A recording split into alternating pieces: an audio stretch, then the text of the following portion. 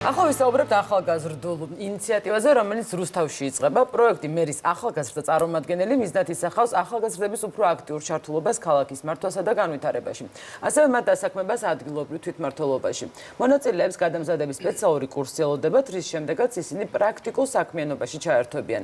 ნინო ლაცაბიძე, რუსთავის მერი, ირაკლი შატაკიშვილი, პარლამენტის დელეგატი და მამუკა რეხვიაშვილი საკრებულოს თავმჯდომარე შემოგვიერთდნენ სტუდიაში. მოგესალმებით, მადლობა.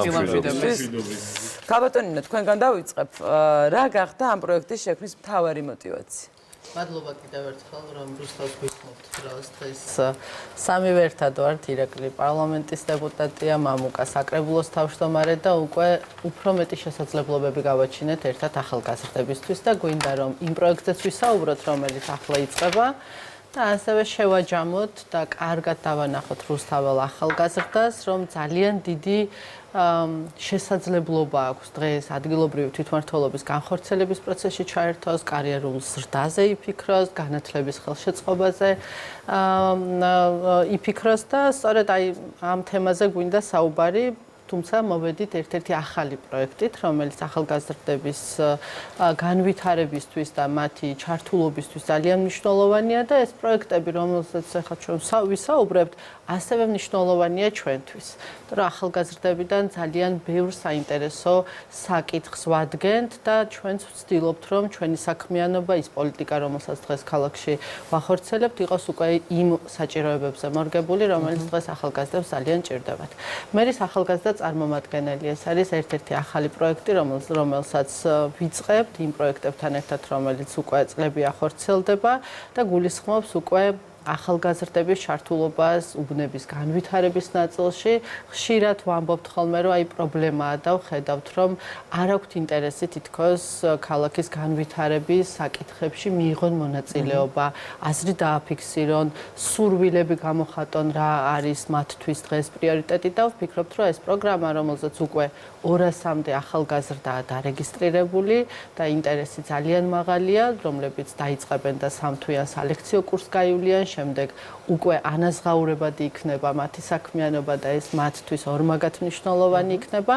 აი ეს ახალი პროგრამა მათ შორის კიდევ დამატებით მოგცემს შესაძლებლობას იდენტიფიცირება მოვახდინოთ იმ საჭიროებების და იმ პრობლემების, რაც შეიძლება უბნებშია და ჩვენ იმ თვალით ვერ ვხედავთ, რა თვალითაც ახალგაზრდები ხედავენ. ასე რომ კიდევ ერთი ახალი ძალიან კარგი პროგრამა დაიწყო რუსთავში და ძალიან მიხარია, რომ ინტერესი ძალიან მაღალია. შერჩევის პროცესის შესახებ გვიამბეთ, როგორ შეირჩევიან ახალგაზრდები და რა კრიტერიუმები იმოქმედებს.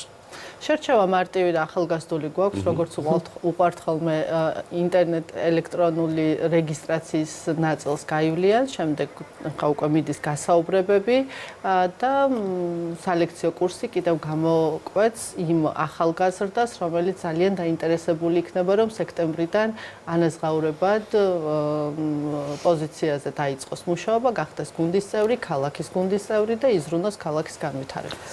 ბატონ ირაკლისთან გადავალ შეკითხვით, რა როლი აქვს პარლამენტის დონეზე მსგავსი ინიციატივების მხარდაჭერას თქვენ როგორ? ბატონო, მეც მოგესალმებით, მადლობა მოწვევისათვის. ნებისმიერი ხელისუფლების და ქვეყნის უმთავრეს ინტერესს წარმოადგენს, რომ ახალგაზრდული მხარდაჭერის პროგრამები განახორციელოს. რა თქმა უნდა, საქართველოშიც ჩვენს ქვეყანაში ცენტრალური ხელისუფლების მიერ არის დაინიცირებული ბევრი ასეთი მიმართულება, ერთ-ერთი ძალიან მნიშვნელოვანი არის მათ შორის ანაზღაურებადი სტაჟირების სისტემა და პროგრამა, რომელშიც რა თქმა უნდა პარლამენტი თვითონ ჩართული არის. ამის მიუხედავად და ამასთან ერთადაც კიდევ ისეთი ინიციატივები არსებობს მუნიციპალურ დონეზე, რის შესახებაც ქალბატონი ნინო საუბრობდა და ჩვენც ინდივიდუალურადაც, როგორც მთლიანად პარლამენტი, ისე ინდივიდუალურადაც პარლამენტის წევრები ჩართულები ვართ ამ პროცესში და აი მათ შორის ეს მართაშენი ქალაქია თუ ნებისმიერი სხვა პროექტი ეს ახალგაზრდული, რომელიც რუსთავში ფუნქციონირებს, ითვალისწინებს იმას, რომ მერიის სტრუქტურულ ერთეულებთან ერთად, ასევე საკრებულოში იყვნენ ეს ბავშვები, ახალგაზრდები მივლინებული, მათ შორის პარლამენტში იყვნენ მივლინებული და პარლამენტის შემთხვევაში კარგად არის აწყობილი, იქ არსებობს უკვე არსებულია, რამოდენიმე წელიწადია შექმნილია, ექვთიმე თაყაიშვილის სახელობის პარლამენტარიზმის ისტორიული მუზეუმია, მისი მონახულების შესაძლებლობა აქვს, ამის შემდეგ ეს ახალგაზრდები მიდიან და პლენარულ სხდომას ესწრებიან, სადაც პარლამენტის თავმჯდომარე უშუალოდ და პირადად მიესალმება და ეს ძალიან შთამბეჭდავია. ამის შემდეგ გადავდივართ უკვე და ჩემთან ერთად, ან პარლამენტის სხვა წევრთან ერთად, აი რეალურ პირობებში და გარემოში როგორც ხდება პარლამენტის წევრის ერთი სამუშაო დღე და დღისასრიგი როგორც მიმდინარეობს, მათ შორის სამუშაო ოთახის მონახულებაც კი იგულისხმება და მე შევდივართ უკვე ძალიან საინტერესო რაც არის ხოლმე ახალგაზრდებისთვის იმიტირებული კომიტეტის სხდომას ვატარებთ პირველი რესპუბლიკის ან ილია ჭავჭავაძის სახელობის დარბაზში, სადაც სივრცეც გვაძლევს ამის შესაძლებლობა და რეალურად ეს არის ორმხრივად სასარგებლოა, როგორც ახალგაზრდისთვის, ასევე სახელმწიფოსთვის. აქ განსაკუთრებულად მინდა ხაზი გაუსვა იმას, რომ ჩვენს ქვეყანაში ამ გაზრდილი ეკონომიკის პირობებში კერძო სექტორთან კონკურენცია დასაქმების ბაზარზეც რთული არის რა და ცოტა ისე პრაგმატულადაც რო ვთქვა, ურთიერთსასარგებლო რატო არის? სახელმწიფოსთვის ჩვენთვის ერთი მხრივ არის ეს ახალგაზრდული პროგრამების მხარდაჭერა, რომელიც ვალდებულებაა პირდაპირ და მეორე კიდევ ჩვენ ამითი ამ ახალგაზრდების მოზიდვის შესაძლებლობა გვაქვს საჯარო სექტორში დასაქმების მიზნით და თან კიდევ ტალანტებს და ახალ ძალიან საინტერესო ახალგაზრდებს აღმოაჩენა, მათაც შესაძლებლობას აძლევს რომ თავი დაინახონ. სკოლიდან რო წაგვიყვანეს, იმდენად ემოციური იყო და იმდენად თამბეჭდავი იყო, რომ ჩვენ რაზეც გვიოცნებია რა, რაც შეიძლება არ გქონდა აი ეს შესაძლებლობები, ახლა სწორედ ამისი განხორციელების ეტაპზე ვართ. აი ამ პერიოდმა იმოქმედა თქვენს გადაწყვეტილებას. ძალიან თამბეჭდავად მახსოვს სკოლიდან, როდესაც პარლამენტის შენობაში შევედით და ანუ შესაძლებელია სწორედ რომ ამ ბავშვები ესეთი პრაქტიკები ზოგადად არსებობს რა და ჩვენს ქვეყანაშიც უნდა დავნერგოთ ამის შესაძლებლობა თუ გვექნება. ეს პროექტები და ახალგაზრდული პროგრამები არ მოიცავს მხოლოდ სტუდენტებს დაუშვათ. აქ არიან სკოლის დამამთავრებელი კლასის მოსწავლეები, რომლებისთვისაც აი სამომავლო პროფესიის შერჩევის პროცესსაც უმარტივებს. რეალურად ეხმარებიან. ეს მეორე მხრივ რა შეიძლება ახლა ქალაქმა მიიღოს, ხო ამაზეც ვიმშილოთ. ეს ნაწილი გასაგებია. აი ბატონო მამუკა, თქვენ გითხავთ, აი არ აქვს თუ არა მნიშვნელობა თქვენი გადმოსახედიდან იმას, რომ ქალაქზე ზრუნავდეს ისეთი ადამიანი, ვინც იმ ქალაქში ცხოვრობს, ყოველდღიურობა იმ ქალაქთან არის დაკავშირებული და ეს ემოციური ბმა შესაძლებელია უფრო სასარგებლო იყოს ამ გადმოსახედიდან. მოგესალმებით, მესალმებით თქვენს მოყურებელს. როგორც უკვე აღენიშნა, ახალგაზრდული პოლიტიკის გაძლიერების მიმართულებით ძალიან ბევრი საინტერესო და მნიშვნელოვანი სიახლე გვაქვს. ერთ-ერთი ასეთი მნიშვნელოვანი ინიციატივა სტუდენტური სტაჟირების პროგრამა წარმოადგენდა შენი ქალაქი. პროგრამა არის 25 ახალგაზრდაზე მორგებული, რომელიც მიმდინარე თვეს აქტიურად ჩაერთვება სამუშაო პროცესებში, მონაწილეობას მიიღებენ საკრებულოს აპარატის ყოველდღიურ მუშაობაში, დაესწრებიან საკრებულოსა და კომისიის სხდომებს და უშუალოდ დააკვირდებიან გადაწყვეტილებების მიღების პროცესს.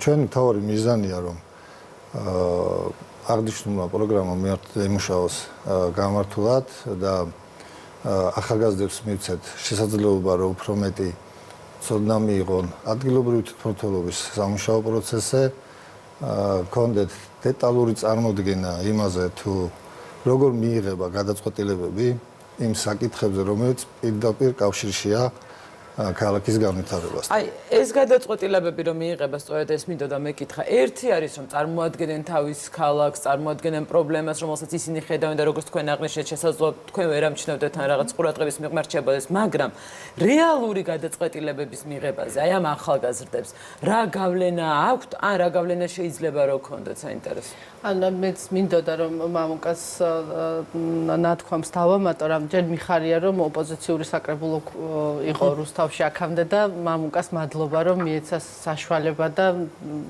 მას შემდეგ რაც არჩევნები ჩავატარეთ, კარი ღია უკვე საკრებულოში ახალგაზრდებისთვის და რატომ ვარ საკრებულო, მერია, პარლამენტი, ჩვენ აი ის პოლიტიკა, რომელიც რეფორმის ფარგლებში ახალგაზრდებისთვის ქალაქში შევქმნით, სწორედ ესე გუნდურად წარმოგვიდგენია, რომ მათ ყველა კარი ქონდეთ ღია, ყველგან ნახონ ქალაქის რომელი ეტაპი სად გადის, ქალაქის განვითარების, გადაწყვეტილების მიღების და დაინახონ მთლიანობა.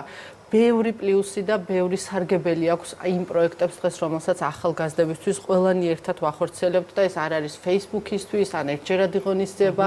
ჩვენი მთავარი მიზანია, რაც შეიძლება მეტი ახალგაზრდა იყოს ინფორმირებული და თქვენ დასვით კითხვა რა არის, ხო, სარგებელი. პირველი და ყველაზე მარტივი არის, რომ ქალაქში გეყოლება ათასობით ინფორმირებული ახალგაზრდა. მას ექნება ინფორმაცია, რა არის წარმომადგენლობითი ორგანო, რა არის პარლამენტი, რა არის აღმასრულებლის უფლებამოსილებები. მეორე, მათ ირაკლი მახსენა ძალიან სწორად ვეხმარებით, რომ აირჩიონ პროფესია, დაუკავშირონ თავისი ბედი ადგილობრივ თვითმმართველობებს და განსაკუთრებით დედაქალაქის გარდა სხვა ქალაქებს ეს გამოწვევა გვაქვს, რომ მიგრაცია დიდია ახალგაზრდების და პირიქით გვინდა სხვადასხვა პროფესიის ადამიანი დაუბრუნდეს თავის ქალაქს და თქვათ მოახმაროს გამოცდილება. მესამე ეკონომიკური გაძლიერება მათი და ის ჩვენი პოლიტიკა არ გულისხმობს მხოლოდ ტრეინინგს ან სტაჟირებას, როგორც ჩემ დროს იყო ხოლმე, რომ უბრალოდ საქმეს გვაკეთებინებდნენ და მე ან დასაქმდებოდი ან არა. აი ყველას გვაქვს ეს გამოცდილება, რაც გადააქსერებს და ეს მოიტანა, ეს ფურცელი იქჩადა და ამით სრულდებოდა. ჩვენი ზრუნვა გამოიხატება სწორედ იმაში, რომ ჩვენ გვინდა მათ პროფესია აირჩიონ, ჩვენ გვინდა მათ რომ მეტი იცოდნენ ქალაქზე.